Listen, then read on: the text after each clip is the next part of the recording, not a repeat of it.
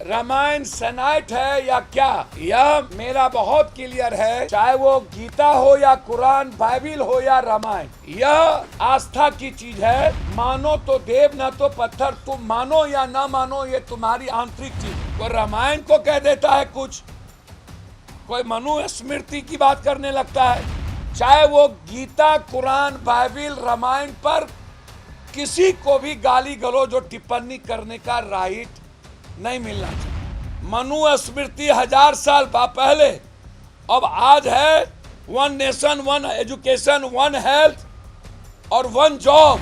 अरे अमित जी, मैं आपका पैर धो के पीऊंगा।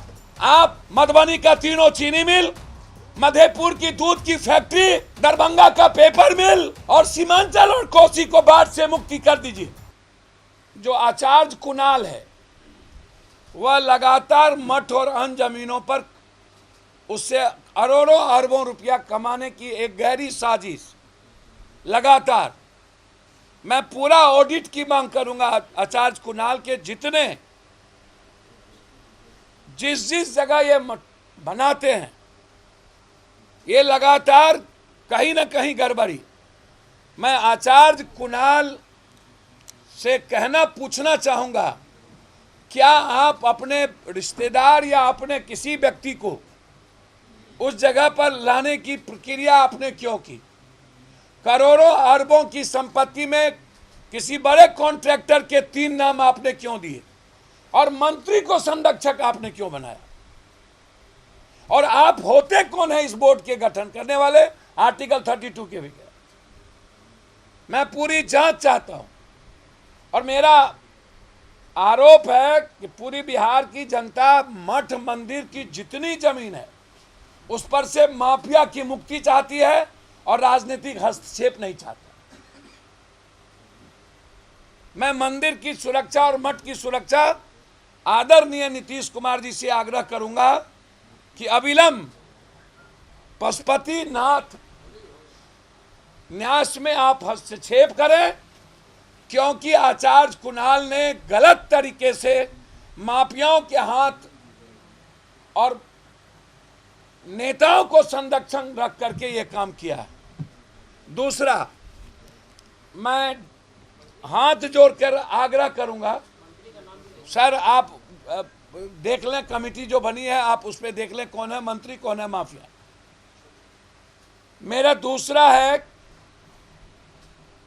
लालू यादव जी से आग्रह, राम हो या कृष्ण, अल्लाह हो या ईश्वर, वाल्मीकि हो या संत रविदास, हर आदमी की अपनी आस्था है। लगातार जिस तरीके से राजनीतिक व्यक्ति के द्वारा रामायण पर उंगली उठाना, कभी इस्लाम पर उंगली उठाना, कभी दलित विचारधारा पर उंगली उठाना, यह राजनीतिक और सामाजिक रूप से सही नहीं है। रामायण सनाइट है या क्या, यह मेरा क्लियर क्लियर है।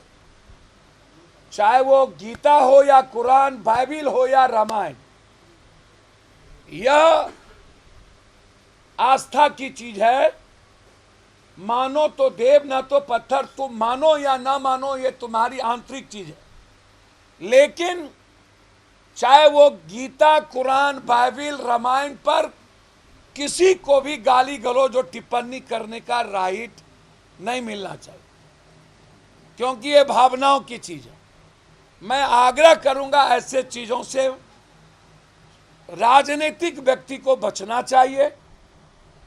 विचार रखने में कोई आपत्ति नहीं है, लेकिन जरूरी नहीं है कोई आदमी कुरान को कह देता है कि ये आतंकवादी पैदा करने का जरिया है, कोई रामायण को कह देता है कुछ, कोई मनुस्मृति की बात करने लगता है।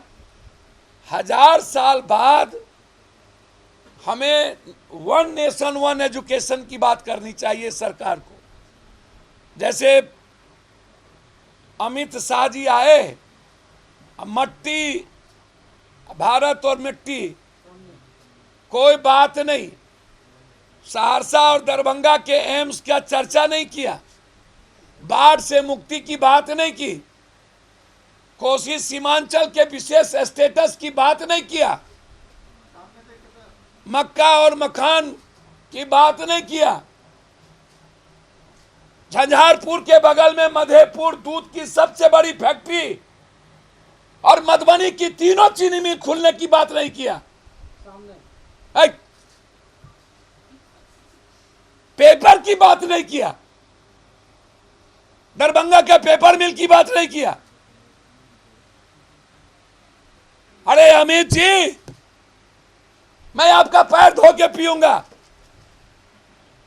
आप मधुबनी का तीनों चीनी मिल, मधेपुर की दूध की फैक्ट्री, दरभंगा का पेपर मिल और सीमांचल और कोसी को बाढ़ से मुक्ति कर दीजिए। बारे बा सब लगे हैं मनु स्मृति या रामायण की कथा पढ़ने में, कुरान को, बाइबिल या दलित को गाली देने में। इसीलिए मेरा आग्रह है मंत्री जी, आप सर्वोच्च हैं, आपसे ऊपर के पाठक नहीं है। के पाठक को राइट नहीं है प्रेस कॉन्फ्रेंस करने का। ये बिहार सरकार इसकी इजाजत नहीं देता है। जो हमारा धारा है, कानून है कि कोई सेक्रेटरी मंत्री के रहते प्रेस कॉन्फ्रेंस करे। लगातार मंत्री का अपमान का मतलब है सरकार का अपमान। यदि आपको के पाठक जी और यह विभाग लगातार टॉर्चर कर रहा है और नहीं चल रहा है, आज जरूरत है बिहार में हर कॉलेज में 1500 पर एक सीट, एक टीचर, एक प्रोफेसर है, उसको बढ़ाइए, दूसरा रूम करिए।